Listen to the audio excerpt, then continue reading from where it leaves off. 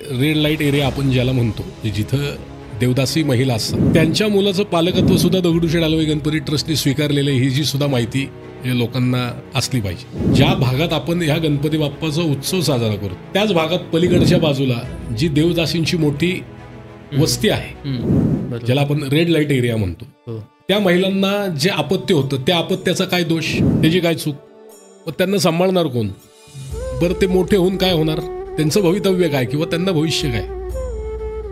त्याकरता दगडूशेठ हलवाई गणपती ट्रस्टने त्यावेळेला कोंढवा येथे 1 एकर जागा घेतली आणि तिथं बालसंगोपन केंद्राची निर्मिती केली.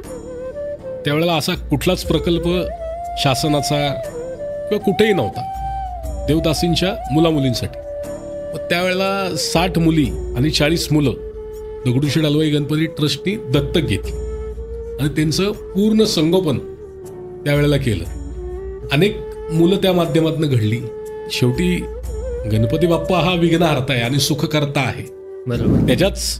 त्याच विचारानं किंवा त्याच्याच कृपा आशीर्वादानं हे खूप मोठं मानवसेवेचं कार्य त्यावेळेला दगडूशेठ हलवाई गणपती ट्रस्टच्या माध्यमातून घडलं. ते याच्यामुळे हे पैसे जास्त गणपती बाप्पाला अर्पण झाले, की कारण की तो गणपती बाप्पा त्यांच्या मुलामुलींचं संगोपन करत होता. ही भावना त्या देवदासी मातांच्या मनामध्ये निर्माण झाली.